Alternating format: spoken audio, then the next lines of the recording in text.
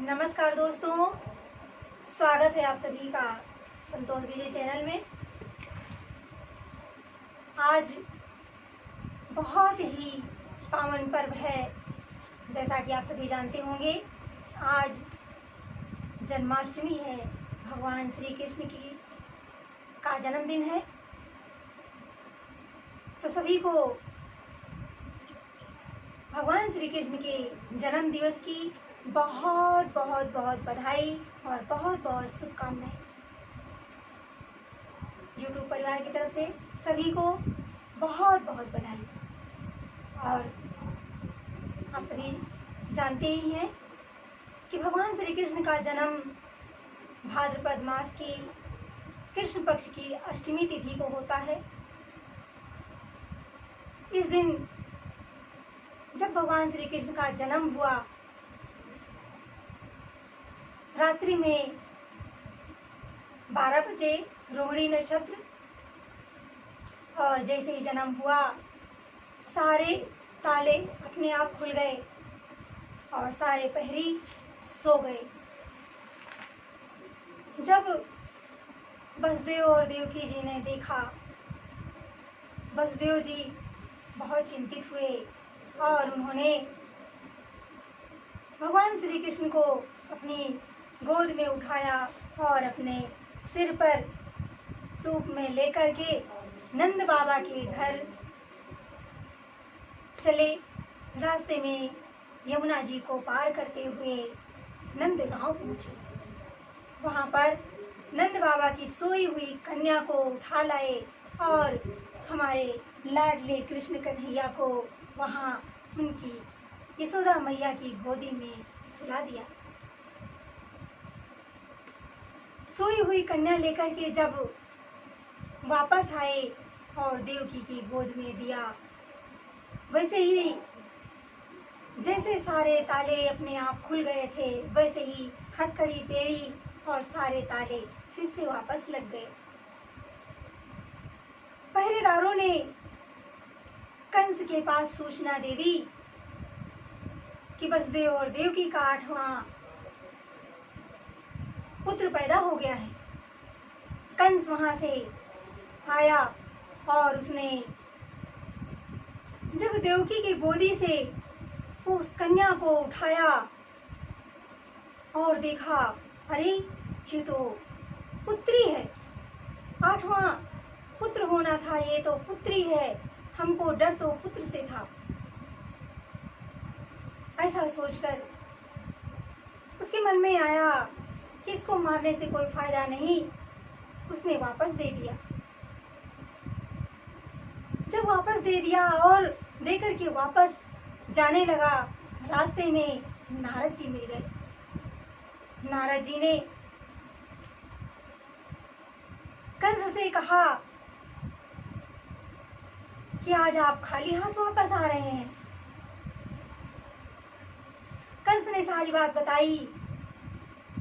नारद जी ने जमीन में 8 लाइनें खींची और खींचने के बाद गिनना शुरू किया, 1 2 3 4 5 6 7 8। जब इधर से गिनना शुरू किया तो इधर 8 आया, और जब इस तरफ से गिनना शुरू किया तो इस 8वां नंबर आया। नारद जी ने समझाया कि 8वां गर्भ, 8वां बालक हो या पुत्री हो सकता है आगे चल कर के उससे ही आपको खतरा। वो वहां पर से वापस लौट कर आया और देवकी के हाथ से उस पुत्री को छीन लिया और छीन कर पैर पकड़कर ऐसे ही उठा लिया। वसुदेव और देवकी जी बेचारे डर गए, रोने लगे कि इसे छोड़ दो, ये तो कन्या है, आपका कुछ नहीं बिगाड़ सकती। लेकिन पापी कंस की दया नहीं आई और उसने उस बालिका को, उस कन्या को उठाया और जैसे ही पत्थर पर जोर से पटकना चाहा, वो कन्या दृश्य हो गई और आसमान में जाती हुई जोर से जयकारा लगाया, जोर से आवाज लगाई कि तेरा मारने वाला काल पैदा हो गया है। ऐसा कहकर अदृश्य हो गए, अंतर्ध्यान हो गई। वो देवी कौन थी? वो देवी जाकर के बिंद विंध्यवासिनी पर्वत पर जाकर के विंध्याचल रूप में विंध्याचल में जाकर के विंध्यवासिनी के रूप में वहां पर प्रतिष्ठित हो गई,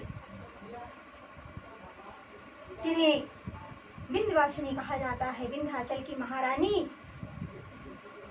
तो आज भगवान श्री कृष्ण की बहन विंध्याचल महारानी का, विंध्यवासिनी मैया का ही जन्मदिन है। तो हम दोनों का जन्मदिन एक साथ मनाएंगे। तो विंध्यवासिनी मैया को भी बहुत बहुत बधाई हो जन्मदिन की, और हमारे नंदलाला को, कन्हैया को भी बहुत बहुत बधाई हो। तो आज विंध्यवासिनी मैया के और नंदलाला के जन्म दिवस के उपलक्ष्य में हम आपको एक भजन सुनाने जा रहे हैं। आप सभी प्रेम पूर्वक उस भजन को सुने। लगी गैया मेरी अखियाँ निमां, नाल श्याम रे लगी गैया मेरी अखियाँ निमां, नाल श्याम रे श्याम ता मेरा माखनी खावे, श्याम ता मेरा माखनी खावे, मैं पीवांगी लस्सियाँ निमां, नाल श्याम रे मैं